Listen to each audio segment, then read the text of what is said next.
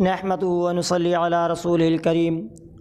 اما بعد فاعوذ باللہ من الشیطان الرجیم بسم اللہ الرحمن الرحیم۔ معزز سامعین حضرات، بات چل رہی تھی رمضان المبارک کے بارے میں۔ ہم نے پہلے اس درس سے پہلے آپ کو بتایا کہ ماہ رمضان میں روزہ فرض ہونے کی وجہ کیا ہے، وہ تو ہم نے بتایا، اور اس کے ساتھ ساتھ یہ بھی بتایا کہ رات کو روزہ مقرر ہونے کی وجہ کیا ہے۔ اس کے ساتھ ساتھ ہم نے یہ بھی آپ کو بتایا کہ سال میں ایک دفعہ روزوں کے فرض ہونے کی وجہ کیا ہے۔ تو یہ 3 وجوہات ہم نے پہلے ذکر کیے ہیں: ماہ رمضان کے روزے کی وجہ، رات کے روزے مقرر نہ ہونے کی وجہ، سال میں ایک دفعہ روزوں کے فرض ہونے کی وجہ۔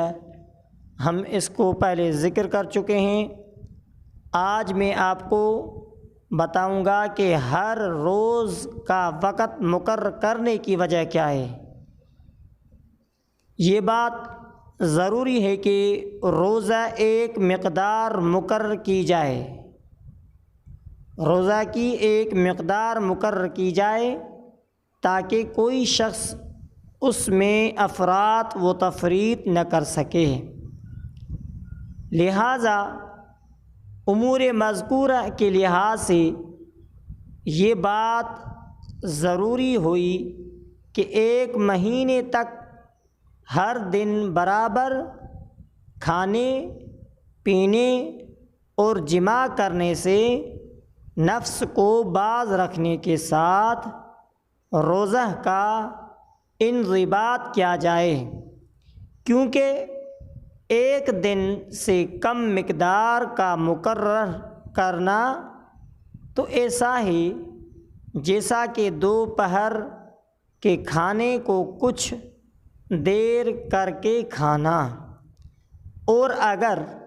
رات کو ان امور کے ترک کرنے کا حکم دیا جاتا تو لوگ اس کے عادی نہیں ہوتے، اس کی وجہ سے ان کو کچھ پرواہ نہ ہوتی، اور ہفتہ 2 ہفتہ ایسے قلیل مقدار ہے کہ جس کا نفس پر چندہ اثر نہیں ہوتا، اور 2 مہینے کی ایسی مقدار ہے کہ اس میں آنکھیں گڑ جاتی ہیں اور نفس تھک کر رہ جاتا ہے۔ ان امور سے روزہ کے لیے یہ بات ضروری ہوئی کہ طلوع فجر سے غروب آفتاب تک دن کا انضباط کیا جائے، کیونکہ عرب اسی کو دن شمار کرتے ہیں۔ روزہ کے وقت میں اعتدال، روزے کے وقت میں اعتدال، چونکہ روزہ تمام قسم کے نفسیانی زہروں کو دفع کرنے کے واسطے ایک طرح کا تریاق ہے، اور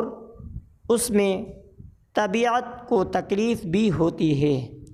لہٰذا بقدر ضرورت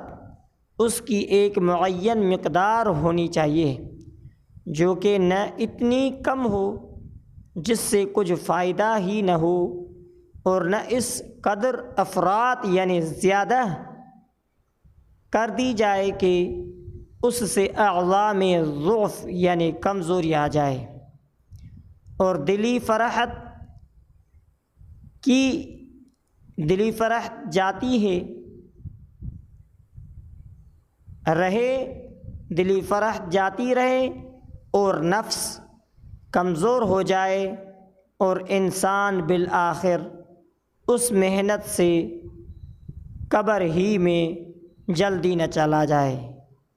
اور یہ معتدل مقدار وہی ہے جو مشروع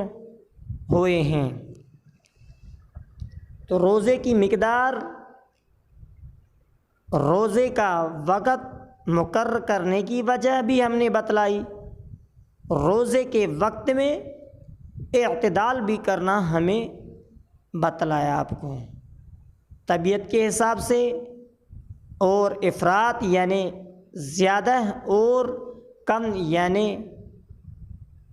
کم کرنے کی مقدار اور افراط کرنے، ان کے فوائد اور نقصان، یہ جو ہم نے سب آپ کو بتلائے۔ انشاءاللہ اگلے بیان میں ہم آپ کو روزے کے ہی متعلق کھانے پینے میں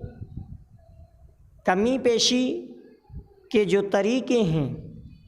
وہ انشاءاللہ میں اگلے بیان میں بتاؤں گا۔ یہاں تک آج جو ہم نے آپ کو بتایا، اللہ تبارک و تعالی قبول و مقبول فرمائے۔ وما علینا الا البلاغ المبین۔